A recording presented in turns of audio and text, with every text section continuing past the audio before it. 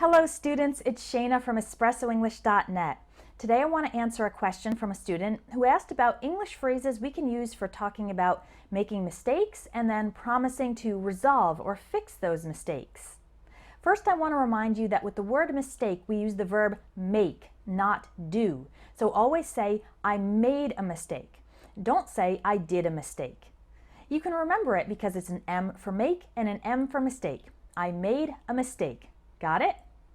Before we jump into the lesson, I also wanted to invite you to join my everyday English speaking courses so that you can learn phrases for lots of different situations in everyday life. And if you'd like to focus on correcting mistakes you might be making in English, then another good choice is my 200 Common Errors in English course. I'll put links to both these courses in the video description. Alright, now let's learn some of these phrases that native English speakers use for admitting and resolving mistakes. The first one is, I blew it.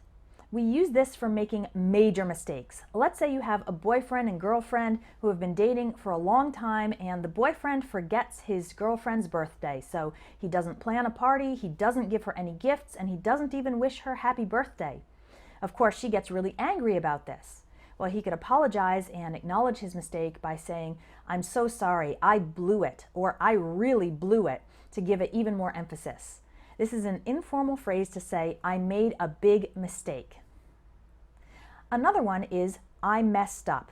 This is also informal, and so we use it usually when talking with friends or family members. For example, if you're inviting everybody to a party and the party is on Saturday, but you sent out 50 emails saying the party was on Sunday by mistake, then you could say, I messed up. I told everyone the party is on Sunday, but it should be on Saturday.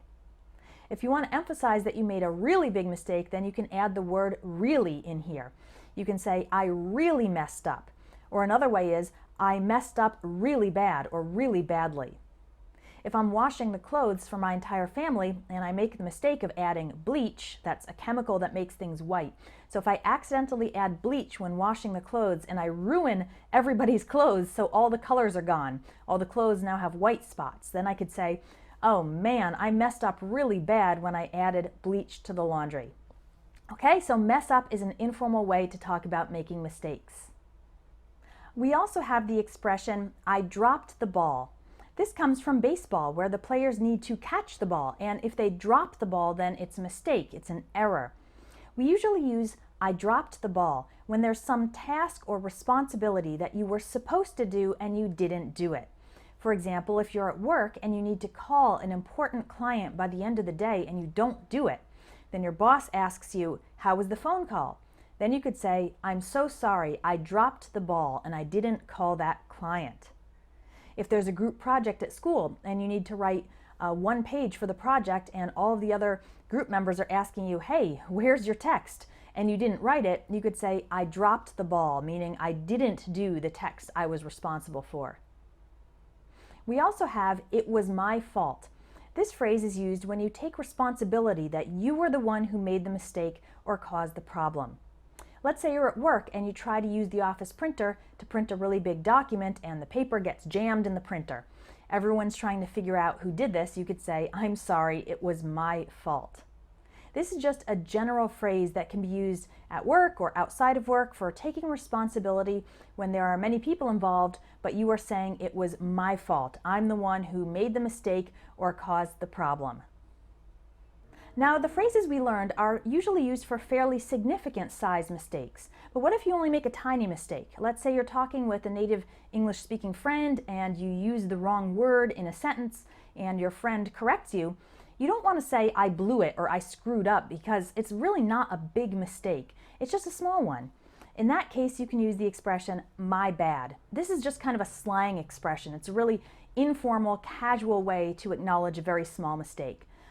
Or if you accidentally bump somebody, you could say, oh, sorry, my bad, just for a small mistake. Now let's learn some phrases after you have admitted your mistake. What can you say after that? You can say, I'm sorry, or sorry about that, but there are some other phrases you can use as well. A good one to use at work is this, it won't happen again. So if your boss finds out you made a mistake, you dropped the ball, and you want to promise your boss that you're going to be more careful in the future, then you can say, it won't happen again.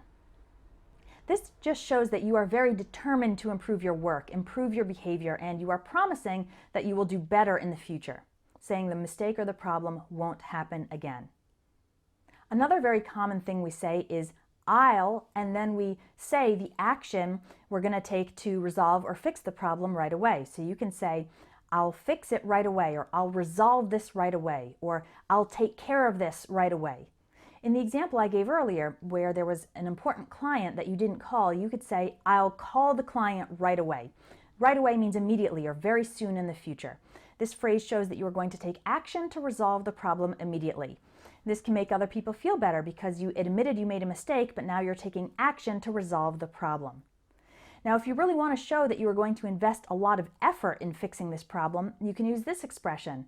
I'll do everything in my power to resolve the problem. I'll do everything in my power to make the client happy. This is just a way to give extra emphasis to the fact that you are going to do everything, make many efforts to fix this problem, or to make things right, or to make up for or compensate for your mistake. Another expression you can use, let's say you have a problem between you and your friend. For example, you promised to give your friend a ride somewhere and you forgot, you didn't do it.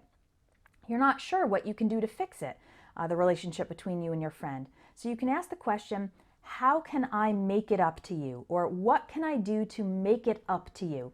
This is asking, what can I do to compensate for this problem or repair the damage I've caused to our relationship?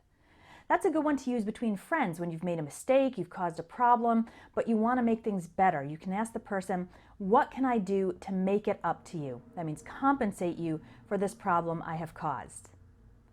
I hope this gives you a better idea of some phrases you can use for making mistakes and then making up for the mistakes or promising that the mistakes will be fixed or compensated for. I'd like to help you improve your English even further so that you don't make many mistakes when you talk. Inside my Everyday English Speaking courses, not only will you learn practical phrases, but you can also get feedback on your speaking. There are speaking tasks where you can record yourself responding, and then a teacher on our team will listen to you and send comments on things you're doing well, things you can improve, and of course correct any mistakes. It's a really valuable part of the course. Make sure to check it out if you'd like to improve your speaking fast. Thanks for watching, and I'll talk to you in the next video.